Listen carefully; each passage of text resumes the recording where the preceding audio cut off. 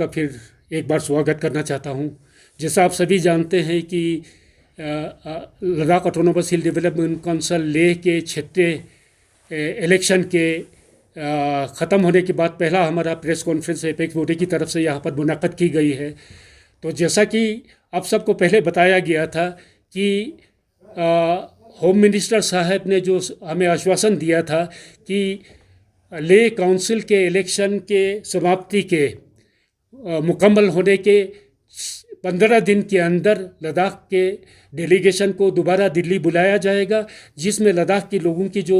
6 schedule को लेकर या 6 शेड्यूल से ज़्यादा प्लस जो मांग लेकर हम लोगों ने गृह मंत्री जी से उस वक़्त मीटिंग की थी, तो उस पर चर्चा करने के लिए दोबारा यहाँ से एक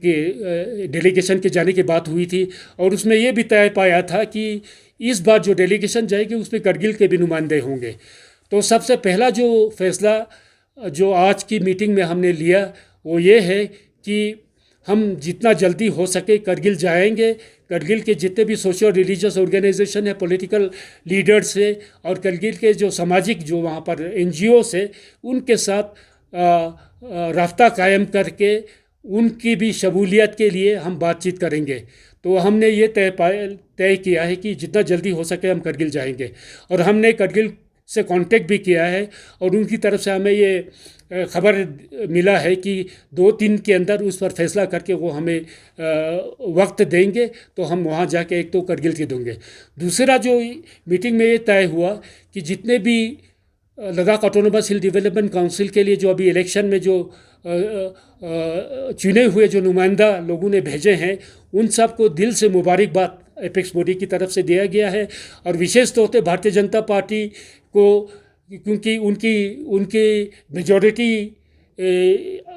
उनको हासिल हुआ है और जो 6ठा हिल काउंसिल है वो भारतीय जनता पार्टी की क़यादत में यहाँ पर कायम होगा, तो उनको भी एपेक्स बॉडी की तरफ से बहुत सारे मुबारक देने की बात हमने की है। और साथ ही साथ हम लोगों ने ये उम्मीद भी जताया है कि लद्दाख ऑटोनोमस हिल डेवलपमेंट काउंसिल बनने के तुरंत बाद जो पहली मीटिंग होगी जनरल काउंसिल में, उसमें लद्दाख के लोग ये तवक्का रखेंगे और जो एपेक्स बॉडी है हम ये तवक्का रखेंगे 6 जो 6ठे काउंसिल से कि सबसे पहला उनका काम जो होगा वो लद्दाख को 6 शेड्यूल का दर्जा दिए जाने की जो रेजोल्यूशन है वो उसमें अमल में लाए और उसको पास करके मरकज़ी सरकार को भेजे। तो हम एक बार फिर उनको मुबारकबाद देते हुए हम उनको उन तक ये आपके माध्यम से ये पहुंचाना चाहते हैं कि ज़रूर इस बारे में वो गौर करेंगे और इस पर फैसला लेंगे, हमारी ये पूरी उम्मीद है। तीसरी बात जो थी, लद्दाख ऑटोनोमस हिल डेवलपमेंट काउंसिल के बन जाने के बाद बनने के दौरान जो जमहूरी सिस्टम में जो अमल में आया है, उसमें ये बहुत ही जो पूरा इलेक्शन का जो सिलसिला है बहुत ही शांतिपूर्ण माहौल में और जमहूरी तरीके से मुनाक़द की गई है। उसके लिए जो डिस्ट्रिक्ट इलेक्शन अथॉरिटी है और जितने भी जो इंतज़ाम में जो इससे सम्मिलित है, उन सब को भी एपेक्स बॉडी की तरफ से मुबारकबाद देना चाहते हैं कि लद्दाख के लोगों ने एक बार फिर पूरे हिंदुस्तान के सामने एक मिसाल रखा है कि जिस शांति के साथ सभी जो जमहूरी नॉर्म से उसको अपनाते हुए और जो कोविड-19 की वजह से जो SOC पीस है उसको अमल करते हुए बहुत शांतिपूर्ण ढंग से जो इलेक्शन का सिलसिला यहाँ पर मुनाक़द की गई है, उसके लिए लद्दाख के लोगों को और इंतज़ाम को हम दिल से मुबारकबाद देना चाहते हैं। उसके अलावा जो तीसरा जो हम लोगों ने इसमें चर्चा का विषय था वो था जो रिसेंटली जम्मू कश्मीर में गुपकार डिक्लेरेशन के नाम से जो वहाँ के जो स्टेट के जितने मुख्तलिफ जो सियासी जमात है,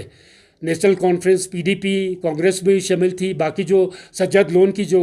पार्टी है वो भी शामिल थी, उनकी तरफ से जो एक मुहिम चलाया गया है और एक जो उन्होंने वहाँ पर एक कमेटी बना के ये मांग रखने की जो उन्होंने ऐलान किया है, जिसमें कि जो आर्टिकल 370 को हटाया गया है उसको दोबारा जम्मू कश्मीर UT और लद्दाख UT में रेस्टोर करने की बात की गई है और आर्टिकल 35A को भी दोबारा रेस्टोर करने की बात की है। तो उस बारे में एपेक्स बॉडी में चर्चा हुआ और हम लोगों ने ये तय पाया कि जम्मू कश्मीर के किसी सियासी जमात को, किसी लीडर को लद्दाख के यूटी के बारे में फ़ैसला करने का उनका कोई अधिकार नहीं है। और जहाँ तक लद्दाख के लोगों का ताल्लुक़ है और एपेक्स बॉडी का ताल्लुक़ है, हम उसको बहुत सख्त नुक्ताचीनी करते हैं और आर्टिकल 371 को रेस्टोर किए जाने के जो बात है और 35A को रेस्टोर किए, उसका हम मुखालिफत करते हैं और हम करते रहेंगे। जो उसके और इसके अलावा जो हमने चर्चा में आया कि करगिल के आवाम के दिल में, ख़ास तौर से वहाँ के जो जितने भी सोशियो रिलीजियस ऑर्गेनाइजेशंस है और पॉलिटिकल पार्टी से, मेरे एक जो बयान जो कि हमने दिल्ली से लौटने के बाद पहला जो हमारा प्रेस कॉन्फ्रेंस यहाँ पर मुनक़द की गई थी, उसमें आप लोगों के सवाल के एक जवाब में मेरे ये कुछ चंद मैंने ऐसी अल्फाज की है जिससे करगिल के लोगों की सेंटिमेंट्स को ठेस पहुँचा हो, ऐसा करगिल के आवाम में एक चर्चा हुआ है। और जिसके बारे में करगिल में कुछ तंजीम है, सियासी तंजीम है और जो सोशल रिलीजियस ऑर्गेनाइजेशन है, उनकी तरफ से सख्त इसका रद्द अमल हुआ है वहाँ से। तो मैं उस बारे में मैं साफ कर देना चाहता हूँ कि मैंने अपनी निजी जीवन में हो या सियासी जीवन में हो, जितने भी काम किया है लद्दाख के बारे में, तो लेह और करगिल में फ़र्क ना करते हुए मैंने जो जितना लेह की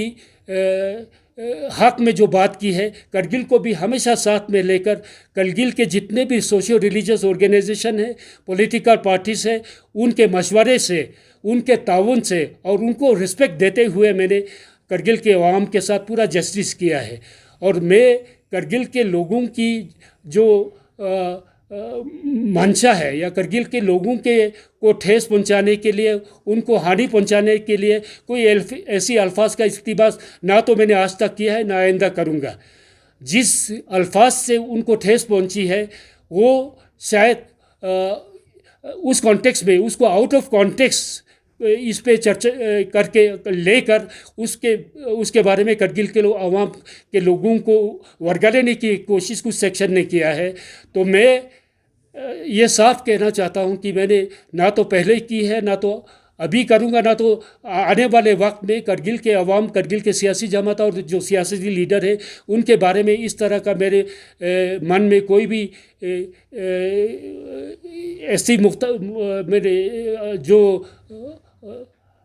इर्रेस्पॉन्सिबल मेरे तरफ से बात नहीं की गई है, ना तो मैं करूँगा। अगर फिर भी करगिल के लोगों को या करगिल के अवाम को या वहाँ के लीडरान को इस बारे में कोई ठेस पहुँची हो तो मैं उनसे माफ़ी मांगता हूँ। मैं ये साफ कहना चाहता हूँ कि मैं हमेशा करगिल के अवाम की हक़ के लिए मैं जितना लेह के अवाम के लिए लड़ूंगा, करगिल के अवाम के लोगों के लिए भी मैं लड़ता रहूँगा आने वाले वक्त में। ये मैं कहना चाहता हूँ। बाकी For more updates, subscribe to our channel Kargil Today. Click the show links and enjoy watching the videos. Like us on Facebook and follow us on Instagram. Keep watching Kargil Today. Keep enjoying Kargil Today, the only voice of Kargil Ladakh.